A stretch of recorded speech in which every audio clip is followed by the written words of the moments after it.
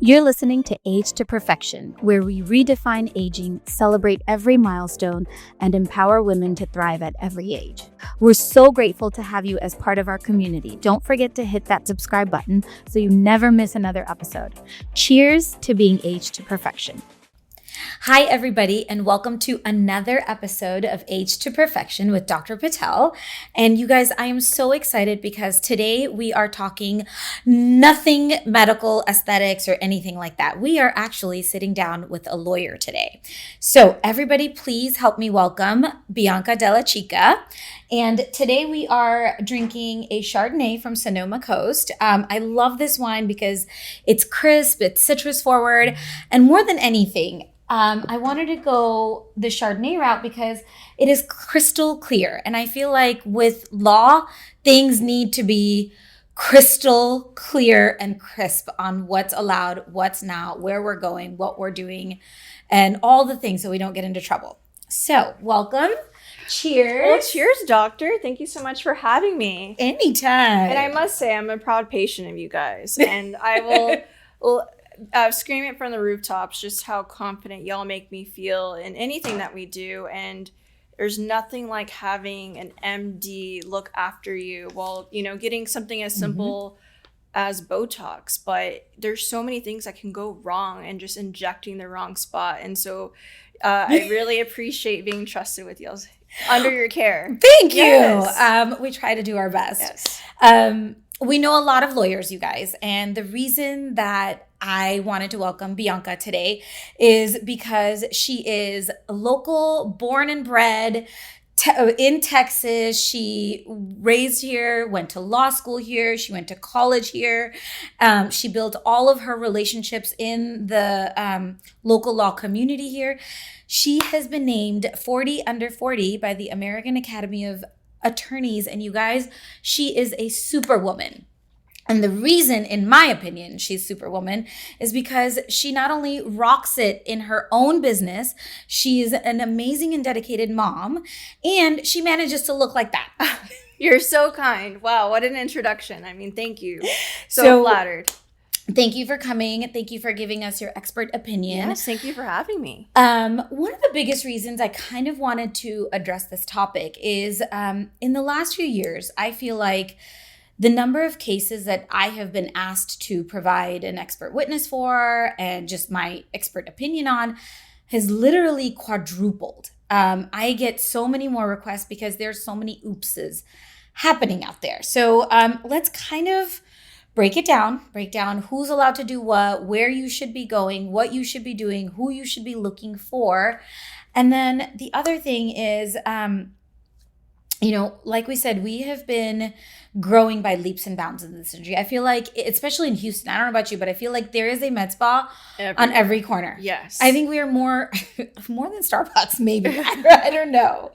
And while this field is newly emerging, it is growing exponentially faster than I think anybody had, anticipated. And the average consumer needs to be smart. But that being said, Texas is a wild, wild west. When it comes to law. It is. And now we're changing these laws. A lot of these are changing really, really fast. So I wanted to pick your brain as a consumer, and I wanted to pick your brain as an attorney. As a consumer, you have tons of options out there.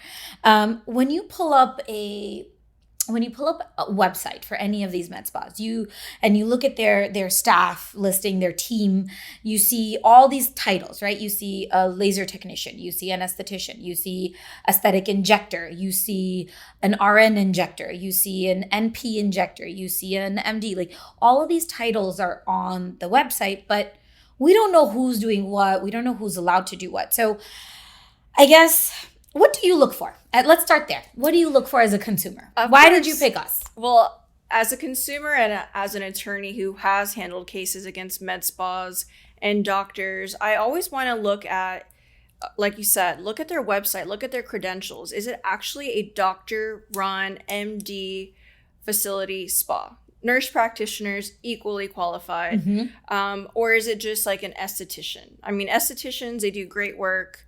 They're We love ours. Yes, they're qualified to do certain things up to a certain amount, right? And I think what we're going to touch on later on in this podcast is sometimes when they take it too far because the money's good and they have the client there and they think they can do it because they've seen it be done too many times. But for me, like I said, I look at their website, their credentials, and I even look at as far as I do a little Instagram snoop. Like, is the doctor actually in the office? Because I've gone to spas before where they're like, oh yeah, we're ran by a doctor, but I'm like, I see no doctor in sight. I mean, who is it? They don't even have a picture of the doctor on the wall. I mean, I'm like, who is this doctor? To me, when you're in those spas, you need to run, especially if they're trying to use anything with a needle or do any invasive treatment. Yeah. I think that's when you need to really wonder, is this person truly qualified if they don't have an MD, NP next to their name? And so after, looking at their website, doing your research, and also look at reviews. What are people saying? The last thing you want to do, I mean, of course, not every review is true. I mean, we know that as owning a business, sometimes you have disgruntled patients, but if overwhelmingly people are raving about them and then, okay, maybe one slip up here, or if the ratio's in the opposite direction, that's something you really need to consider. And even you can search the doctor, do your research. They publish online, like if this doctor's ever been reprimanded before, or if their medical degree or license is even active. There's plenty, I'm sure, as you know, doctors who have pending lawsuits against them for operating while intoxicated. I'm sure that's which, guys, these are all available on the Texas Medical Board website. Yes. If you're ever wondering, it is public knowledge. Let's dive into some of these titles. Sure. We touched on estheticians. Yes. And I will tell you, we love our estheticians. Kiara and Haley are amazing. People come out of their rooms just pretty much half asleep most of the time. But there are a lot of estheticians doing other things. So legally in the state of Texas, what are we allowed to do? Estheticians, as far as I know, they can do hair removal, hair laser treatment, but I believe that should even be supervised by a doctor. Correct me if I'm wrong. Yes, so there's certain classes of lasers, and certain classes have to be monitored by a higher level of provider, NP med doctor, and certain ones can be operated by an esthetician. I'll give you a prime example. There was a burn that we saw wasn't from an IPL, and it was done by an esthetician in one of the little salon suite type places. And you cannot run an IPL machine without. And even these machines are being sold not even to doctors. You could buy them on eBay if you want. And so that to me is there scary. No liability for the companies to have to do that? They can really sell to anybody? I mean, if it's at eBay, who are you going to sue? The person selling the machine? They're probably not going to have a lot of money. No, but if the state makes the law, then why is it not on the seller? Why is it just on the buyer? Because they sell you the dream. Right, they do, and I think they do have the duty to sell it to a qualified individual. But if it's someone who, for instance, bought a medspa that went bankrupt and they're liquidating all their assets, and those machines end up like on eBay. So actual laser companies are held liable? Not if they sold it to the right person, but if it's the secondary market, that we need to be concerned with. Got it. And yes, you are like estheticians can do all kinds of facial services. And I think the way, if I understand the medical law correctly, they just cannot puncture skin. Exactly. Yes. Once they're doing something that either you should be sedated or they're, for instance, doing Botox. If you're breaking the skin in any way. Yes. Be concerned. Then you have aesthetic injectors. Yes. That is a very gray zone. Yeah, it is. Let me preface this by saying, you guys, it is not, I learned to inject from some amazing NP injectors. There is nothing wrong with these guys that have been doing it for years and years and years. Just the whole point of this is just to know how to filter through. Yes. Right? Yes. Aesthetic injectors in the state of Texas. I believe you're supposed to be at least at minimum a nurse. Is that correct? You're supposed to be. Yes. You're supposed to be at least a yes. minimum of a nurse. Because how are you supposed to know, what if you're hitting a blood vessel or a nerve that you're not supposed to do, or they can cause blindness. I've seen that cases come through where they thought they're just getting routine Botox at their favorite esthetician little salon, thinking they're saving a lot of money, which sure they are, but at what cost and at what risk? Yeah, exactly. And some of the damages are irreversible, right? And I've even heard about these beauty salons or beauty places where they're not even injecting true Botox. They're not, because believe it or not, you can buy a botulinum toxin on Amazon. You can buy a hyaluronic acid filler on Amazon. It is all available out there. Should you do it? No, absolutely not. I hope not. And I think some of these spas should be sued for overfilling, but that's a whole other story. I mean, some people come out looking. You find a judge that's willing to do that, and I will bring you some cases. Yes, I'm like, some of these poor victims are of overfilling, just to make money. They too need to be policed. I love it. Okay, so let's talk about some of these RN injectors, right? They're also on a lot of the websites. And actually, believe it or not, a lot of med spas are owned by RN injectors. So what's kind of the breakdown for them? Well, they need to be managed and monitored by doctors actually trained to do the same thing. It must be parallel. It can't be your typical pediatrician, someone that's never done an injection before, or, podiatrist, for example. We don't want that. We want people who are knowledgeable, that are being supervised by a doctor that, like yourself, who has the experience and the knowledge to be able to do such a... Yep. And believe it or not, when that law went through, which, by the way, 80% of individually owned med spas don't follow that law. I once had a person call us and ask us to be their medical director. Do you know what their credentials were? Owns a med spa in the Memorial area. Oh my goodness. By the way, a phlebotomy license. Oh, not even close. Not even close. Yes. The person had a phlebotomy license, owned a med spa, and we're like, yeah, my friend's a plastic surgeon in residency, taught me how to do it. So I'm sure we can all learn how to do it, but do you want to trust someone who didn't even have to go to any sort of medical school? I mean, yes, phlebotomist has a small... No, they draw blood. That's it. Exactly. Like a limited amount of education. Yes. Okay. So we kind of went through kind of the titles, what they're allowed to do. Now, you have litigated a few of these cases. You litigate a lot of cases. So try to think back and rack your brain. Can you give me a few examples of kind of, I guess, the moments? Are you allowed to share? I can share small information.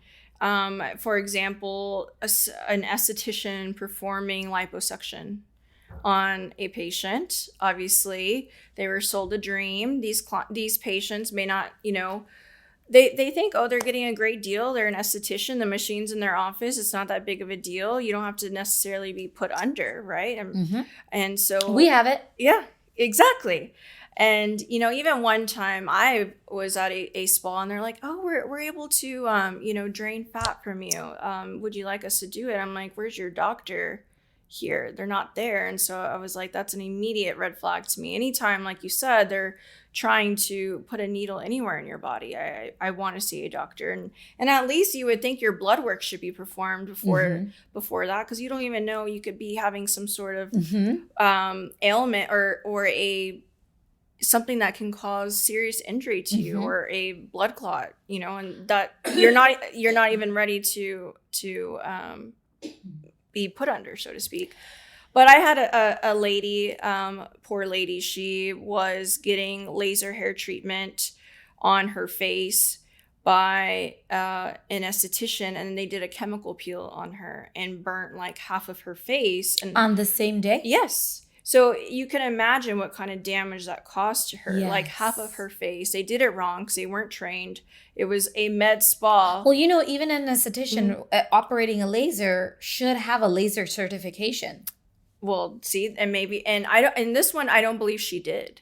this esthetician. Although, can I preface that with saying that in the state of Texas, to get a laser license is literally 4 hours on a Saturday. Oh my goodness. Wow. Yeah. That's shocking. Yeah. Yeah. So any laser technician that's ever come through our office, we make sure not only do they do the certification course, but we actually have an in-house certification course that we sit down and go through all of laser physics with them. And then they in-house treat, family members, us, all to make sure that they have. And then even after that, to this day, our girls have been doing laser hair removal for several years now. And every single treatment, the guidelines and the settings are done by us. They may do the physical laser, but the settings are all set by me, Jamie, or Dr. Nina. And I've seen it firsthand because I've been here. And y'all are very much hands-on. And I think that's huge. And from if other, medical doctors are watching this who also own a similar business, I think that is huge. The training showing if, God forbid, you are sued for medical malpractice for something that, one of your employees did. I think that extra training that you just said helps every little, that thing is huge to be able to present to a jury. Like, it's not really negligence because we did the best that we could because we supervised, the procedure. We overtrained our employees above and beyond, and they do have the certification on top of our training, on top of our supervision. And it was just, a situation that went wrong because in any medical procedure, there are risks. But in medical malpractice cases, oftentimes in order for us to even file it, we have to find an expert like yourself. I know you do a lot of expert work to say, actually, this was just an unfortunate, unfortunate situation. I don't see any negligence, wrongdoing. So that's essentially what I do is I go in and say, did they actually, was it as something that they overlooked? It goes a long way. Okay, so then let's talk to the lawyer. Yes. We're done with the consumer part. Let's talk to the lawyer. As a med spa, and I will tell you, every time I consult one of these cases, Marwa hates it because I come back and be like, okay, Marwa, we have to implement this. We're doing all these changes. Yes. I right now don't have a written format of all these extra trainings that we've been doing for our offices. What do I need to have on board and on written? Like, what do I need to have my ducks in a row? I would suggest you keep a ledger, a journal, or even send out an email to your staff saying, okay, on this day, we're doing training on these things. I expect everybody to be here. And then, even, take pictures of it. Honestly, evidence is everything of you training your employees. Ultimately, it turns into deposition testimony. So if you don't have those records, it's okay. We can go back and say, okay, on this day, it's on your calendar. You did this training. What did you do? And then your other employees will testify that you did do those trainings. But the more evidence you have to kind of show that, hey, my testimony is true, the better. And so, when you get a case, when you get one of these cases, I will tell you there's some people that you're just not going to make happy. Yeah, for sure. And there are some people that love lawyers. Yes. Yeah. We love you too. We get the calls all day, every day, but we're very selective. So what is that selection process? That was going to be my question. Yes. I always, as an attorney, when I'm looking at a medical malpractice case, I always start with the damages. I don't even look at the negligence first. I'm like, what am I dealing with? Am I dealing with someone who's never going to be able to, if for whatever reason their scalp, their hair is completely burnt off because of, something went wrong. Yeah. Or, something that was affected with their reproductive system, or something more permanent, long lasting and visible. Those are things that to where no matter what you do, you're never going to get your sense of either your beauty back, so to speak, because the juries are very compassionate when it comes to like my client where half of your face is burned. I mean, how can you go out in public and feel just as confident as you were before? Of course. There's no surgery. I mean, you can get plastic surgery, but you're still going to have that insecurity. And you didn't have that problem before. Yeah. So that's a big pain, suffering case. But like I said, permanent, debilitating injuries that affect you every single day. That's the threshold that I look for. If it's a little something that you're going to recover from after a quick little tune-up procedure or something that, hey, in the next 6 to 8 months is going to get better. Fine. You'll be fine. Yes. What would you advise? Let's say an oops happened. Mm-hmm. I know how we handle it because we've been doing this for 15 plus years. So we definitely have protocols in place and all of these. But to any other business owners out there watching, what are some of the things, if an oops happens, that they can do to make sure that, I always say get ahead of it. Call them into your office. I never say admit liability or fault, but address their issues and say, okay, yes, I understand this went wrong. Here's how we can fix it. Be proactive in explaining that everything's going to be okay. We got this. And then I think that's the best way, because the last thing you want, and this has happened where med spa owners, they get scared and they just stop responding and they disappear. 90% of the cases that I have worked on, done, even the oops that has walked into our offices to say, hey, can you guys fix this? Yes. It's honestly because the place that they went to is like, you'll be fine. They abandoned You'll them. heal. Yes. It's okay. They get abandoned. Yes. We actually had a very scary blood vessel clot because a patient came in and she came in on a Thursday, and I guess she'd had the procedure done that Monday or something like that. And she reached out and they're like, oh, this is okay. It'll be fine. She's like, no, it's painful. And honestly, the only reason she knew to come to us is because she's a nurse. Oh, wow. At Texas Children's. That's huge.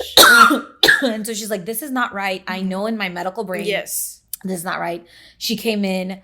Thankfully, she came in early enough for us to be able to correct all of it. Like, I came in on a Saturday later on to see her. That's amazing. But because you have to get on top of these things, you cannot just ignore it. You have to make sure that things can go wrong, but how to handle them when they go wrong. Absolutely. And I think communication too with your patient. After the procedure, say, hey, these are, or even send them home with records of the communication too, right? Say, hey, if you get any of these symptoms, I mean, when you do the procedure long enough, hey, this can be a symptom of a blood clot or whatever. Call 911 immediately, call me next, so you can, again, be ahead of it. Educate your patient, I think, is huge. Yeah. Can I tell you one of the first, after I did my first case, one of the first things I came back and did with the girls, I was like, okay, you guys, if anybody calls and it's a phone call, I need a written, it needs to go in the chart. Right. So for whoever's out there watching as a business owner, if an oops happens, log it. Yes, for sure. Because if you have phone conversations, to remedy it, nobody knows you had those phone conversations. No, there's no logs of that. Agree. Or, I mean, I know at my office, every single call is recorded. Yeah. Because, just like we're giving legal advice every single day, clients, when things don't go their way or they didn't follow our advice and they go the opposite direction, we have that call recorded and saying, I actually advise you to do this, but you did that and you sabotaged your case. So here we are. Yeah, I can see that. I can see that happening. Yes. Let's talk about how the laws are changing. Okay. We talked about Texas being the wild, wild west. I know that one of the strictest states is California. Their laws as far as who can inject, what they can do, very strict, very by the books. Are we ever gonna get there? Unfortunately, it takes a lot of bad things to happen before laws improve. If the laws of Texas are going to take such a long time to change, we know something really bad happened over a year, 2 years ago. I can't remember. But recently we had changes in IV laws. I think, was it Jennifer's law? Yes. I believe that just came out. Yes. Tell me a little bit. Horrific accident. So she was given an IV drip in a medical setting, so to speak, but there was no doctor there to help her in case something went wrong or she had a bad reaction to the medicine. And I think that goes back to not doing a proper workup before you even do that and having trained professionals ready to go and render CPR. And that's what ended up, she lost her life because of that. Yeah. So what are now the new changes that people have to adhere to? Well, now they want you to be able to be available to have a MD there to help resuscitate you, or if there's any bad reaction, to be able to be in the position to have the knowledge to reverse the negative impact of that IV. Administering IVs is practicing medicine. And so that makes me wonder. I've gotten IV drips at my house, the convenience of my house. I do see the nurses call doctors and give them, whatever doctor they're talking to on the phone, like our, baseline, our heart rate, all of that stuff. But we're not truly under their care because they don't even know what pre-existing conditions I have. That's honestly what there is there is the ability of someone to be able to synthesize some of the vitamins that we give them. Some people don't have the gene to be able to do that, and then they get in trouble. But until you've done some of these things, you don't know. Yeah. And you have to be able to perform CPR. I mean, in our office, we have an entire resuscitation kit that we know, and we've trained the staff. If anything happens, you run, you go grab it, you call 911. There's a whole protocol, mock procedure that just anything can we have in-house. Yes. And being a doctor, y'all take an oath to protect others. And it should be, it's the biggest responsibility in the world. And it's a beautiful thing to be called to. But I think a lot of doctors sometimes, unfortunately, just like in any field, they let money get in the way of truly honoring that oath. And fast pay is the way to go. But I think doctors need to remember just how hard it was for them to get that MD. Yeah. And listen, I'm tempted too, you guys, okay? Yeah. I want to do all kinds of things. Right. And then it's actually usually Dr. Nina that's like, okay, let's not lose our license for this. There you go. Exactly. Because I'm sure. Is it really worth possibly losing her? I'm like, fine, I guess it's not worth it. You're like, think of, I know I always think back on my law school days. I'm like, I don't know how I did it, and I never want to go back there. And so I really try and do the best I can for every single client, because I'm like, I had to go above and beyond to get that law degree. Yep. Same with you guys, even more. Let's talk to the business owner. Okay. I want to conclude this by, we talked to you as a consumer, and thank you for the valuable information, of course, on the laws of Texas. Why do you put the time, effort, and energy into doing any of the things that we do? Well, as a busy mom, busy practice owner, why do you put the effort to look like that? Well, health is wealth. Thank you. And the better I feel, whether it's mentally, physically, and just, looking my best, I think you're just a better mom, a better wife, a better lawyer, a business owner. And so, one thing that I started recently with you guys is NAD, and I love the benefits of it. You think clearer, you have more energy. And again, people listening, make sure if you even go that route, I've seen you can buy it on Amazon. I've seen people on TikTok selling it, and they'll ship it to your house. But have they even done blood work on you? When was the last time you got blood work done? I'm a big Or do you know what's in that vial? Right, exactly. So be careful. But yes, I do think feeling your best is important, and especially me being kind of the face of the firm. And I'm very grateful. I have come to you guys before, back when having those big, beautiful, luscious lips were in style. I would tell Dr. Nina, I'm like, can I get some lips done? She's like, absolutely not. You're a professional. You're a lawyer.